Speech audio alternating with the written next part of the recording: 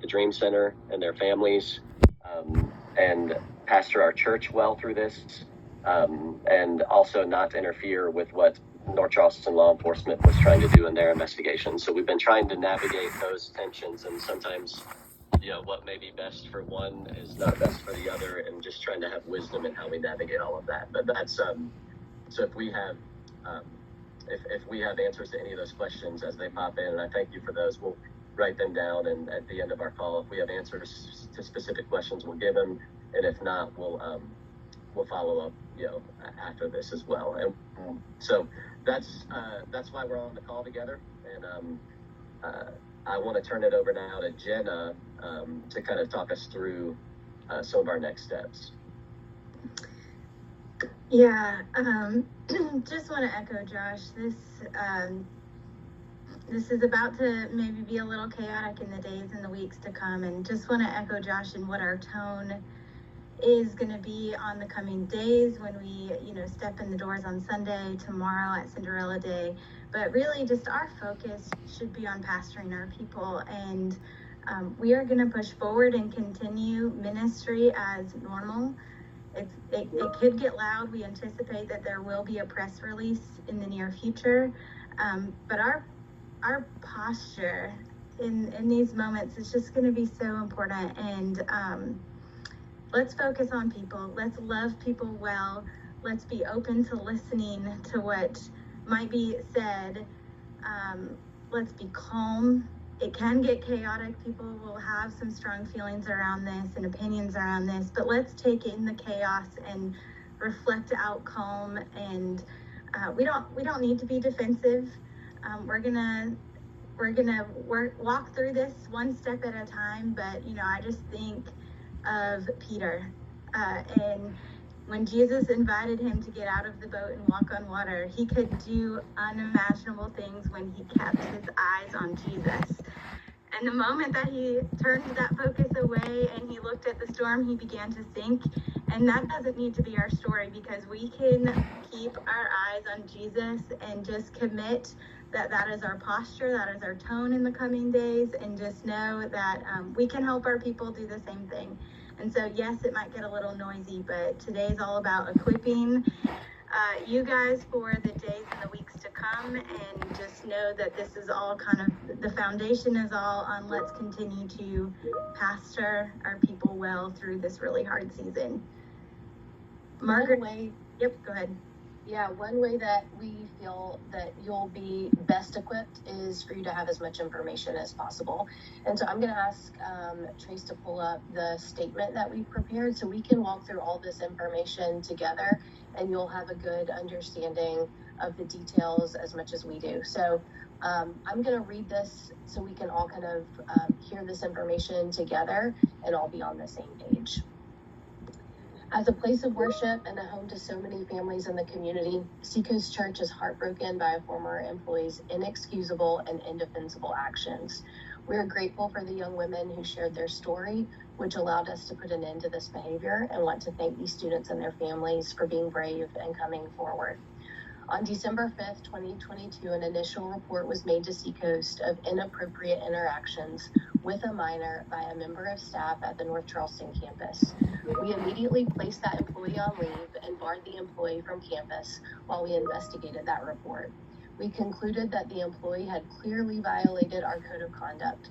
The employee was terminated in less than 48 hours.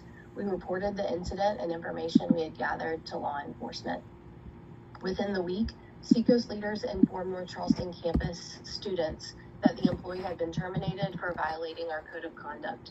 3 days later, all parents of students at the campus were informed of the termination, offered resources, and the opportunity to meet with leadership.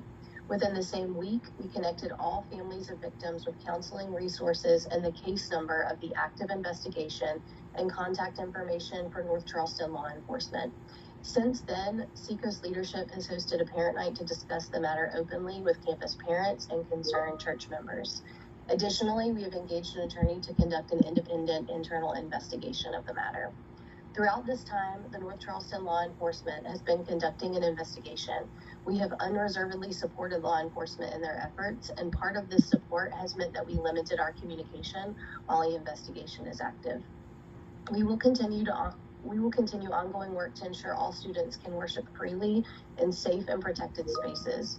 As leaders, we are grieved over the actions of a former staff member.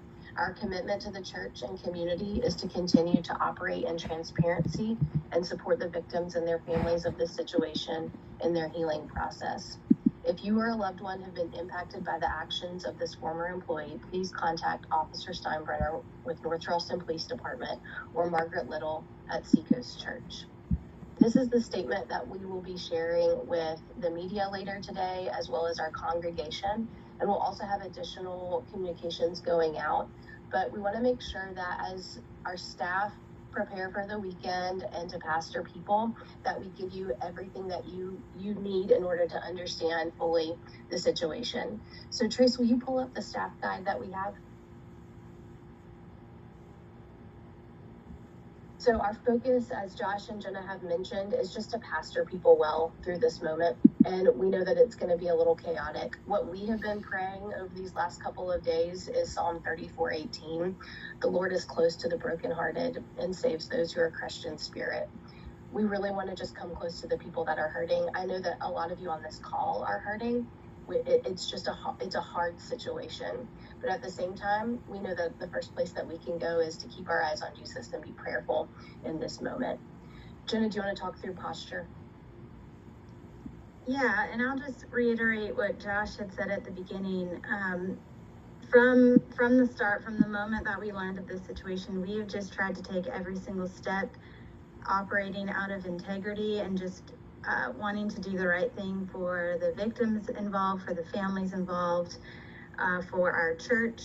And so, to learn what we can from this really unfortunate situation. And so our posture is going to be operating out of transparency and accountability.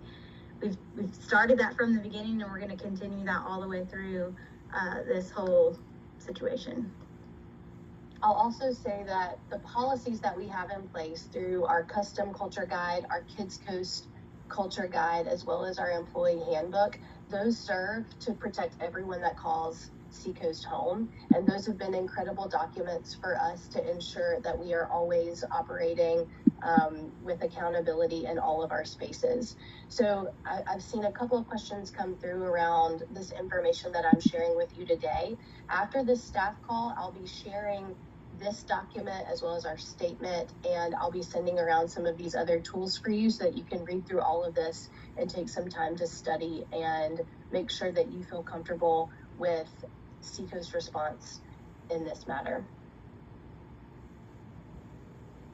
In terms of information, our heart has been to just share as much as we can with you about our work with the victims, but also protect their privacy in some of these matters. And so that's why you're going to be seeing a really consistent communication strategy so that we can just be really, really discerning in what we share and when.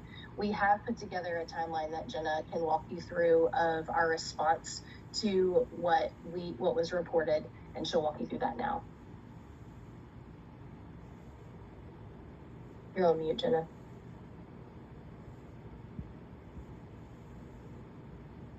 Sorry. Can we make that just a little bit bigger, the timeline? I don't know. There we go. So just real quick, you guys are going to get a copy of this, so you'll be able to read through it. But the timeline began back in December. When we were notified of this incident that same day, we immediately took action, placed Vernon on leave, and within 48 hours, we had enough evidence to go ahead and make the call that he would be terminated from employment. And then throughout the rest, this timeline catches us up to today.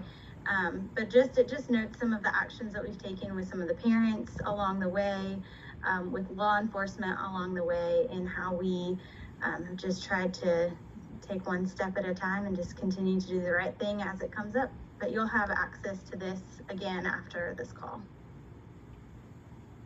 As you see this document, Trace, if you'll scroll down, there are some questions and answers for you all to review, which will give you, again, this information and how we responded. There are two specific questions that I want to call out. One is around social media. We've talked about how these next few days and hours may feel a little chaotic. So what should you do if you see something on social media? As an employee of Seacoast Church, the hope is that you ignore it. We don't need to defend it right now.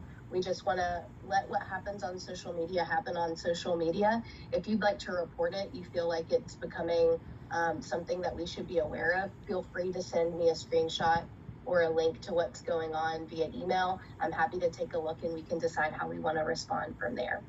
The second piece that I want to talk about with each of you would be what happens if media shows up to wherever I am. What should I do? Well, welcome the media. Say, hi, I'm so-and-so with Seacoast Church, and introduce yourself.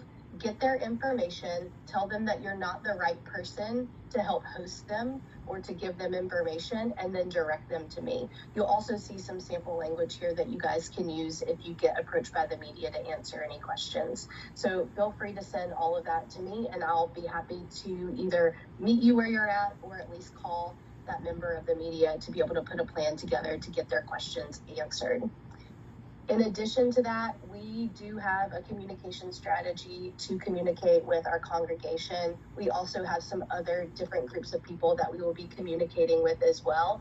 And if you're a ministry leader and you're planning on sending any type of mass communication over the next few days, please don't do that. Please work through me.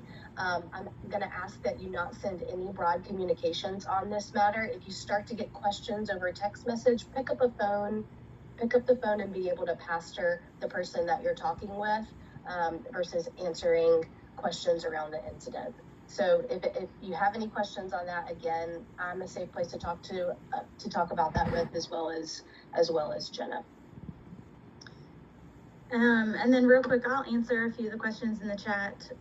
What type of battery was he charged with? We know that it is 13 counts of second-degree assault and battery.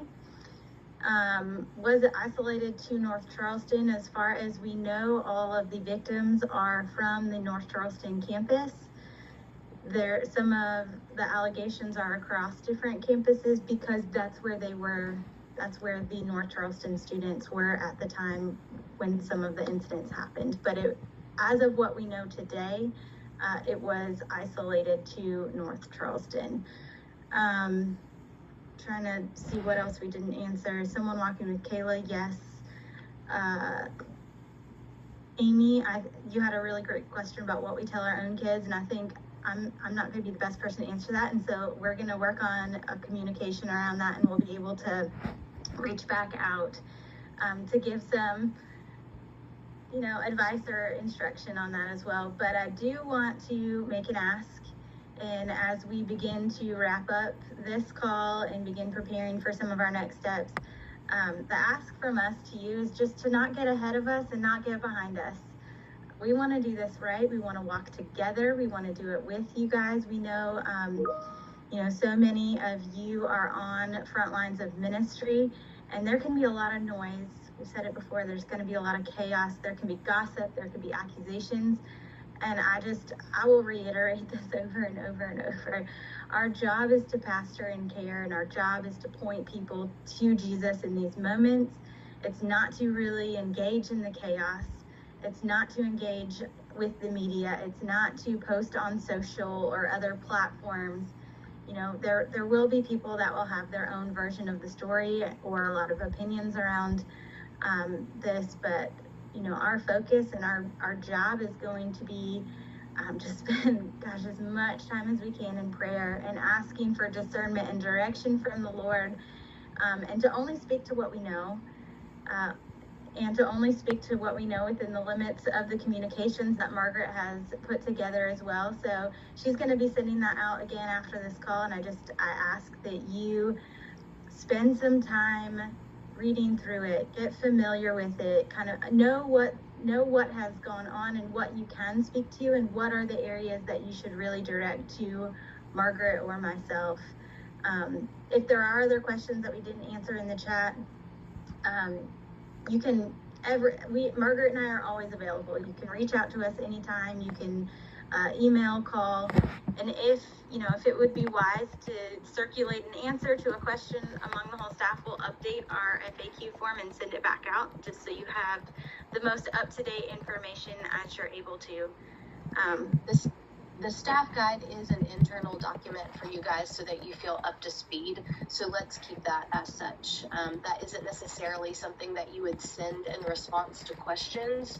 We want you to be able to pastor and have conversations with people versus sending them a document. Yeah. And as we wrap up, go ahead, Josh. Well, I was just going to say,